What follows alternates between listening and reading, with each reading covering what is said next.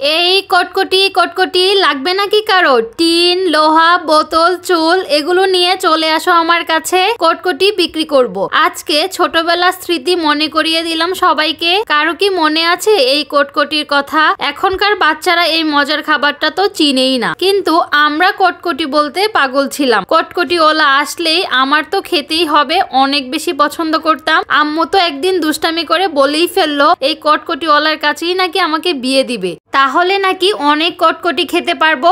আমি তো খুব খুশি হয়ে যেতাম তখন। আজকে মাত্র 2টি উপকরণ দিয়ে মজাদার কটকটি তৈরি করব আপনাদের সঙ্গে। আগে যদি জানতাম এই কটকটি বানানো এত সহজ, তাহলে কটকটিওয়ালার পেছনে আর দৌড়াতাম না। সো হ্যালো এভরিওয়ান, আসসালামু আলাইকুম, welcome to my page Trishna's daily vlog. কটকটি তৈরি করার জন্য সবার প্রথমেই আমাকে একটা প্লেট রেডি করে নিতে হবে। অবশ্যই সবার প্রথমেই করতে হবে, নইলে পরে আর সময় হয় না এটা রেডি করার জন্য।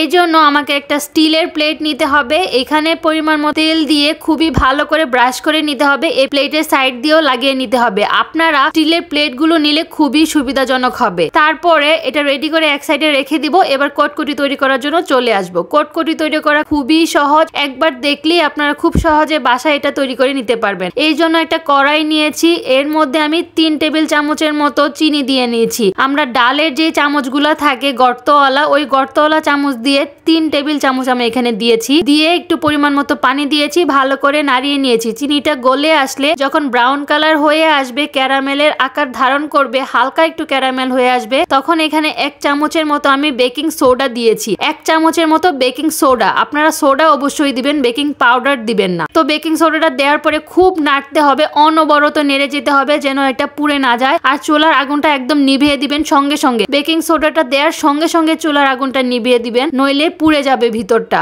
তো ভালো করে নাড়িয়ে চাড়িয়ে, এখানে থামাথামি যে করা যাবে না, অনবরত নাড়তে হবে, একদম অনবরত নাড়তে হবে, নইলে শক্ত হয়ে যাবে। কিছুক্ষণ নেড়ে যখন ফোম ক্রিয়েট হবে, তখন ওই প্লেটের মধ্যে সবটুকু ঢেলে দিবেন। খুব তাড়াতাড়ি করতে হবে এই কাজটা, নইলে একদম শক্ত হয়ে যায়। 10 থেকে 15 মিনিট এটা রাখার পরে খুব সহজে এটা শক্ত হয়ে যায়, একদম মানে কটকটির যে আকারটা ধারণ করে ফেলে খুব সহজেই। নাইফের সাহায্যে এভাবে করে আপনারা ভেঙে দিবেন, তাহলে খুব সুন্দর করে ইজিলি বের হয়ে আসবে কটকটিটা। নিচে তেল লাগানোর কারণে খুব সহজেই উঠে আসছে কটকটিটা। দেখুন কত সুন্দর, একদম পারফেক্ট কটকটিওয়ালার মতো একদম কটকটি হয়েছে। এটা খেতে অনেক বেশি মজা হয়েছে। অনেকে তো ভাবে যে এটা গুড় দিয়ে তৈরি করা হয়, কিন্তু আসলে না, এটা চিনি দিয়ে তৈরি করা হয়। আর খেতে অসাধারণ মজা হয়েছিল, সবাই তো অনেক বেশি পছন্দ করেছিল। অনেক বছর পরে এই কটকটি খেয়ে সবার ছোটবেলার কথা মনে পড়ে গিয়েছিল। আমি তো খুবই পছন্দ করতাম, কিন্তু জানতাম না এই রেসিপিটা এত সহজ। আপনারাও চাইলে খুব সহজভাবে এই কটকটি তৈরি করতে পারেন। আজকের ভিডিওটা কেমন লেগেছে অবশ্যই জানাবেন। আল্লাহ হাফেজ।